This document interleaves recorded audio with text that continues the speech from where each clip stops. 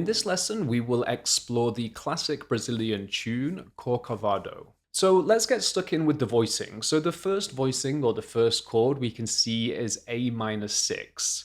So let's just talk about the different minor chords and how we can find a nice voicing for the A-6. So first of all, here is an A minor triad. This is the simplest of all minor chord structures. We can then add the 7, so we have A-7, and if we drop that 7 down by a half step, that will give us an A-6 chord.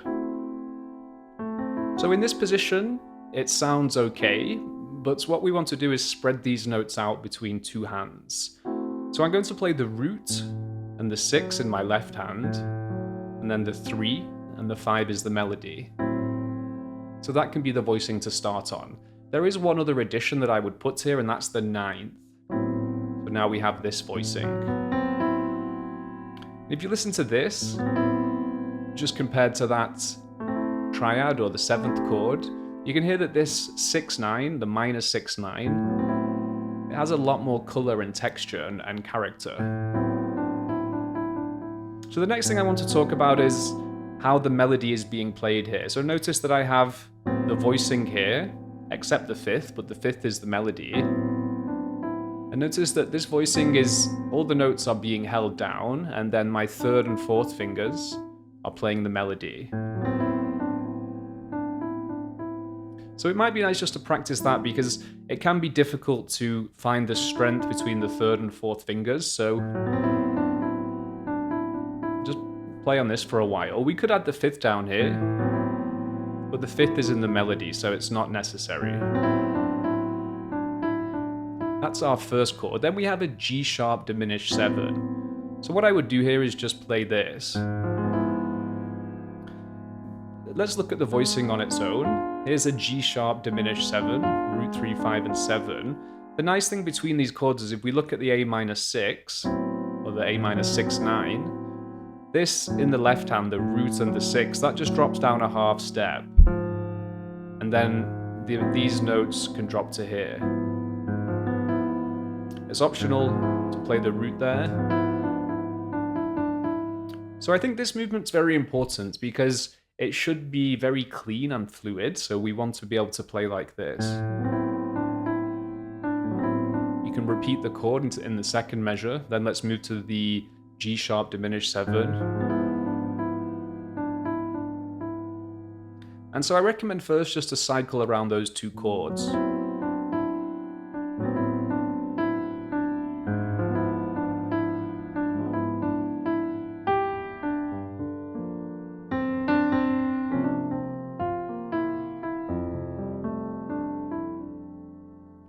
So let's move on to the second line now. Notice the entire first line is just these two chords. And then we move down to a G-7. So this is the voicing I'm going to play. So all I'm playing here is the notes of the G-7, but I'm playing like this. So we have root, 7, 3, and 5. And notice now in the next bar we go to a C9 sus, and this would be, if we think 2, 5, and 1, or in simple terms, 2, 5, 1, 2, 5, and 1. So that's what's happening here. But let's talk about the voicings, because we have a G-7 to start. Now I'm just playing the root here, and then 7, 3, and 5. What's interesting is we could play a C7 or a C9, because now we have the 9 in the melody. But notice we have a C9 sus, and so this shape that we had for the G minor, all we do is change the root, and that gives us a C9 sus sound. So we have...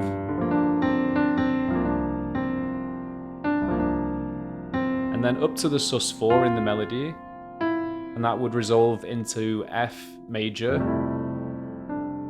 But notice that we have a passing chord before that, and that's a G flat 9.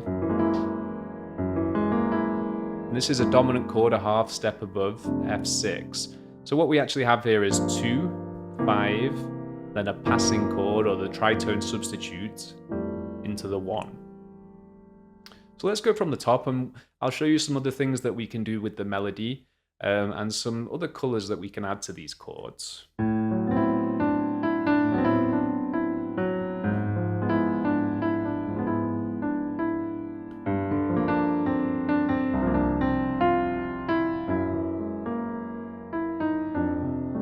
So with this G flat 7, here's our shell voicing. That's our scale. A nice thing that works here is to play the sharp 11 of the chord. So that would sound like this.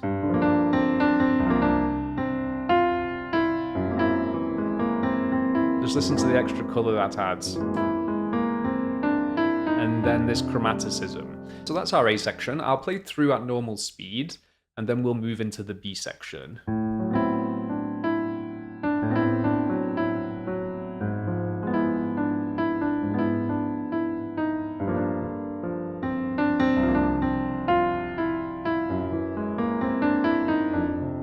So let's move into the B section now.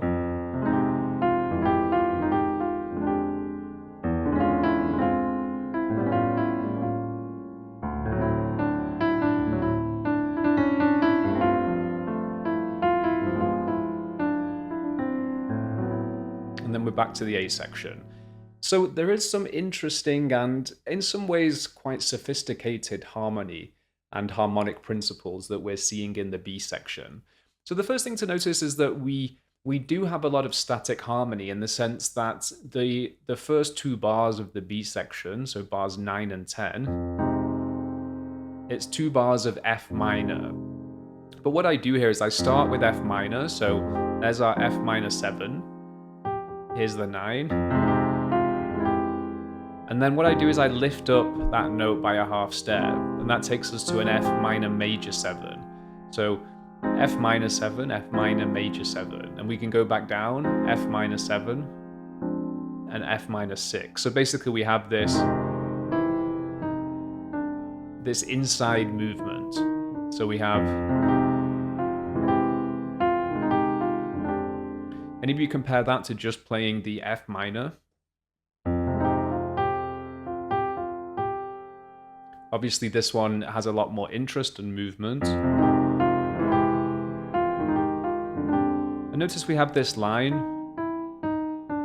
and then we go to an E13 with a flat 9. So here's E7, that's our E7 voicing, so root 7, 3, 13, and this is the flat 9. If you think the 9 or the 2 of E7, flat 9.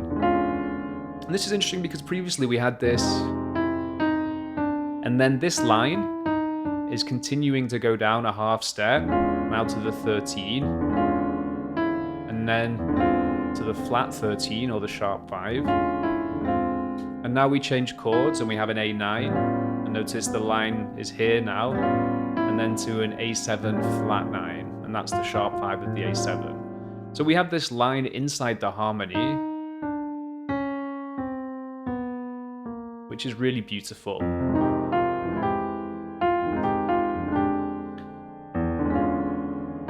Whoops. So this is something to practice. So the E7, it's worth noting that that's an upper structure. So we have a major triad off the 13, and that gives us the 13, the flat 9, and the 3. So a D flat triad over E7. You know, when I think of upper structures, I'm always thinking numerically. So 1, 2, 3, 4, 5, 6. And that will give us that sound. It's in this inversion. So we have just one note dropping. And now the chord changes. So A7, melody is the sharp 5 of A7. But when we have the 9 here, and that continues down. So E7 or E13 flat 9, whoops, to A9 to A7 flat 9. Then we go down to a D9, so it's just a D7 with the 9. This is a nice melodic embellishment.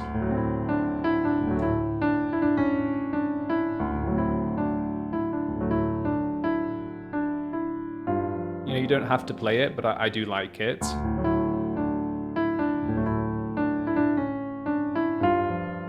And then a G9 sus, so it's basically a G7 chord, but we have the 4th instead of the 3rd. You can also see this as an F triad over G7. And then it goes to a G7 flat 9. So I hope you have enjoyed this short study into Bossa Nova chord voicing techniques. Don't forget to download the PDF file which contains all of the voicings and the voicing principles that I have shared with you today. If you'd like to learn more Bossa Nova piano, do head over to PianoGroove.com where we have an extensive library of Brazilian piano lessons taught by myself and our other teachers. I hope to see you there.